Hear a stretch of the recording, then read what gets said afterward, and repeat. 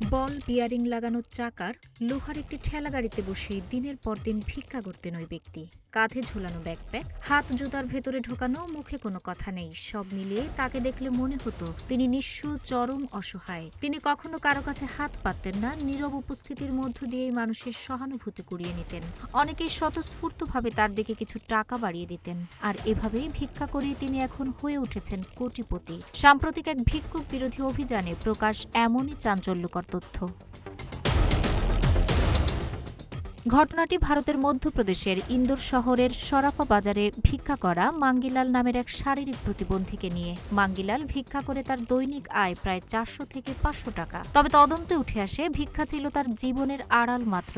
আসল আয়ের পথ শুরু হতো সন্ধ্যার পর। মাঙ্গিলাল স্থানীয় ব্যবসায়ীদের একদিন কিংবা এক সপ্তাহের জন্য টাকা ধার দিতেন এবং সুদ আদায় করতেন। কর্মকর্তাদের ধারণা, বাজারে তার বিনিয়োগ করা টাকার পরিমাণ ছিল 4 থেকে 5 লাখ টাকা। এই অর্থ থেকে প্রতিদিন তিনি প্রায় 1 থেকে 2,000 টাকা আয় করতেন, যা নিয়মিতভাবে তার সম্পদ বাড়াতে সহায়তা করে। কিউব হোল্ডিংসের গল্পে সেই রেখাটি আঁকা হয়েছিল আজ থেকে 1 যুগ আগে।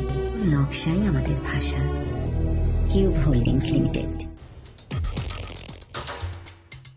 যাকে সবাই নিঃস্ব ভেবেছিল, তিনি বাস্তবে শহরের ভালো এলাকায় 3টি বাড়ির মালিক। এর মধ্যে একটি 3তলা ভবন, বাকি 2টি একতলা বাড়ি। পাশাপাশি তার রয়েছে 3টি অটোরিকশা, যেগুলো ভাড়ায় চালানো হয়। এছাড়া একটি মারুতি সুজুকি ডিজায়ার গাড়িও রয়েছে, যা ভাড়ায় দেওয়া হয়। সবচেয়ে বিস্ময়কর বিষয় হল, শারীরিক প্রতিবন্ধী হিসেবে তিনি প্রধানমন্ত্রী আবাস যোজনার আওতায় একটি 1 BHK ফ্ল্যাটও পেয়েছেন, যদিও তার আগেই একাধিক সম্পত্তি ছিল।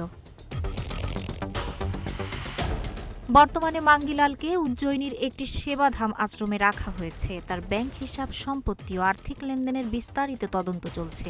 যারা তার কাছ থেকে সুদে টাকা নিয়েছেন, সেই ব্যবসায়ীদেরও জিজ্ঞাসাবাদ করা হবে বলে জানিয়েছে কর্তৃপক্ষ। 2024 সালের ফেব্রুয়ারি থেকে শুরু হওয়া ইন্দোরের ভিক্ষুক বিরোধী অভিযানে এই ঘটনা নতুন মাত্রা যোগ করেছে। সরকারি হিসাব অনুযায়ী ইন্দোরে বর্তমান প্রায় 6,500 ভিক্ষুক রয়েছে। এই ঘটনার পর ভিক্ষা, সহানুভূতি ও সামাজিক ব্যবস্থাপনার বিষয়ে নতুন করে প্রশ্ন উঠেছে। ভিক্ষার আড়ালে আর কত অজানা বাস্তবতা লুকিয়ে আছে? তাহের আক্তার, রূপালী বাংলাদেশ।